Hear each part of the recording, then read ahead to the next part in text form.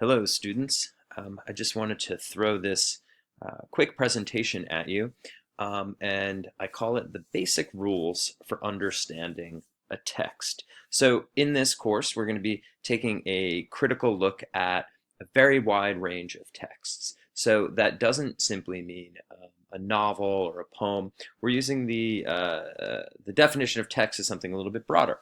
Basically, anything that has a language act in it. So that could be an advertisement, a speech. Certainly, it could be a poem or a novel or a short story. It could be a video game, right? So anything that has sort of a language act in it, we want to approach in this course very critically and kind of pick it apart and really try and figure out what's going on culturally in that text. In order to do that, I've got these 4 rules that I'd like us to take a look at. So the first one is there's no perfect or model language act within a language. So what that means is if there is a 19th century poem, it's not as though that language act is the model or a perfect example. And from that point on, we need to compare all future poetry to that. Same way, if we take Shakespeare, it's not as though that is a perfect expression of English. Certainly, there are many, many different ways language can be used, and there is no model. So that's point number 1. Point number 2 is that all cultural, let's fix this, practices are sign systems, much like language itself. So basically, what this means is that there's no sort of inherent or natural meaning in anything. All language and all of these sort of language acts that we're going to be looking at are really a construct, meaning we bring something to them and a meaning has been created. And often the meaning from one person to the next is the same.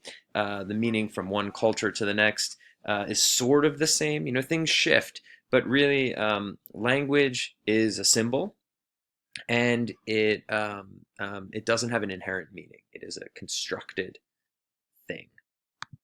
The third idea is no language act is unbiased or innocent. So that just means, everything you look at is the product of some sort of thought. It doesn't matter how passively or actively we engage with it, that there is some sort of meaning behind it, whether the creator was really thinking about how they can manipulate us into buying a pair of blue jeans, or if they were just writing, a sort of basic email to a friend that there's nothing unbiased, everyone has an agenda, there's always a purpose, and nothing is really innocent. Kind of sounds a little scary, but I really like it. Number 4, there are many possible, often conflicting interpretations of a text.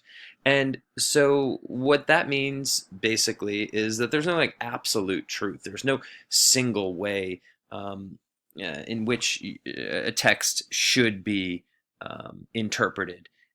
We can essentially agree on something. We can agree that there's a tendency for people to interpret something in a similar way. We can, arbitrarily say, yeah, that interpretation is better because it uses more text evidence, more examples. Maybe it's stronger, but really there are many, many different ways a text could be interpreted. So those are the 4 basic rules for understanding a text, and I hope this was enlightening.